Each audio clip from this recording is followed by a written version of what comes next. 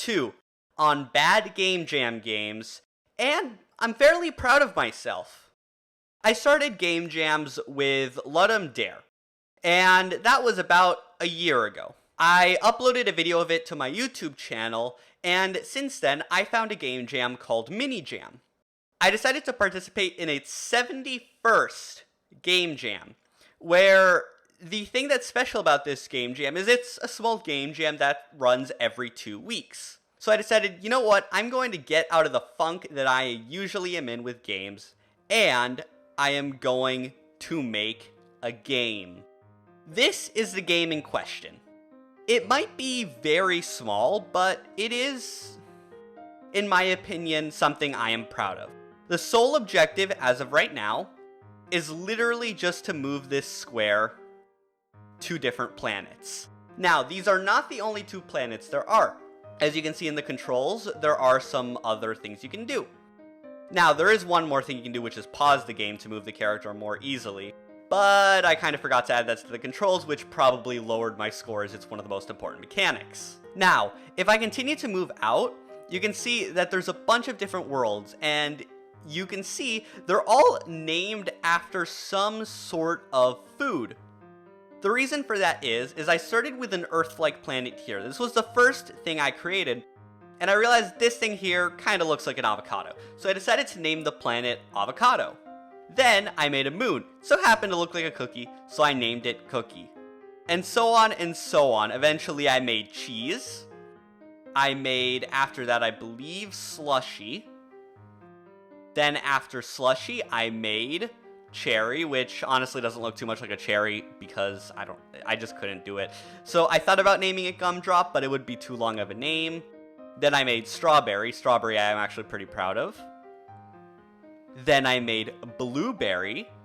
And finally, the 3 planets, salt, pepper, and spice. These ones are a little bit broken, and I'll get to why in a little bit. So this is really all there is to the game. I made some music, I made some sprites, and I made a little bit of simple physics to move around and have some fun. But I wanted to do a little bit more with the game that I couldn't because of time constraints.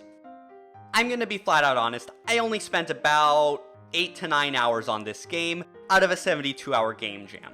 That was because 1, I had school, 2, I had homework, and 3, I just kind of wanted to spend the weekend relaxing rather than dedicating my all to a game jam. So there are a lot of things I would want to have added if I gave myself more time or if I were to continue this project. 1 is that I really wanted to make these planets actually circle around cheese as if it were an orbit. 2, on top of that, I would have loved to make more planets and possibly even more solar systems, as right now there is really only this one. And the final thing is, I wanted to add an objective to the game. So far, all there really is it's just a sandbox. You can move around and have some fun.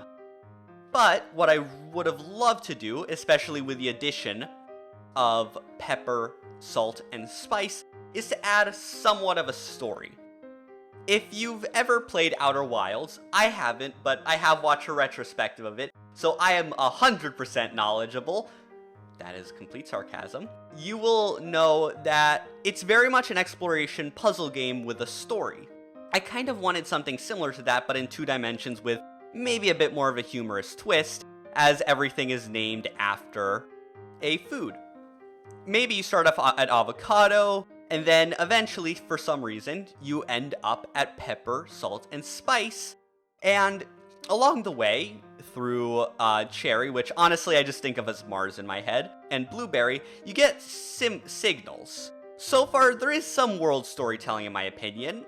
As you get further away from avocado, things get a little colder. Blueberry is blue because it's colder. I really don't have much reasoning. And up here, you don't really see any life. It is the coldest you have so far. So when you get out here, there is no message. There is nothing. It's just something to intrigue the player. Whereas maybe in Blueberry, you get a message saying something along the lines of, for the past millennia, there's been these 3 planets that have just kind of been orbiting around us. We have no idea what they are. They seem more like asteroid belts than actual planets. So I could have made this a game, and I can still make this a game where you explore and find kind of an unraveling story behind you. Now, if I can try and get it to cheese, because cheese has a different orbit. These planets all have a slightly different density and whatnot, although the actual physics is a little bit weird, and I also thought about possibly making it so that if you actually touch cheese, you kind of just died. Another quick thing I made that I kind of just was a little bit proud of is these stars are all procedurally generated, and they also all shine. That's actually the thing I'm probably most proud of in this, plus the pixel art. I'm not really much of an artist, so the only art I can really do is just with being carried by Photoshop and a little bit of pixel art, because on a small scale, and with the right tools, you can make pretty nice art with not too much practice. So this is probably the third project I made with really any pixel art. If you've seen my devlog in the past for my turn-based tactical strategy RPG thing, you will see that I did do some pixel art for that, and with a little bit of practice, I have gotten better. That's really all there is to this game. There isn't much more. If you could hear, I put in some audio in the background. That is the actual song I created for this. What I actually did for this song is I did it as somewhat of a remix or reimagining of what Space Junk Galaxy would have been from Super Mario Galaxy. If you actually listen closely, you can see it's very much the same structure as Space Junk Galaxy, just kind of a different rhythm. So, that's it. I shall leave you all with a little trailer I made for the game, and I shall see you all in the next video. Peace!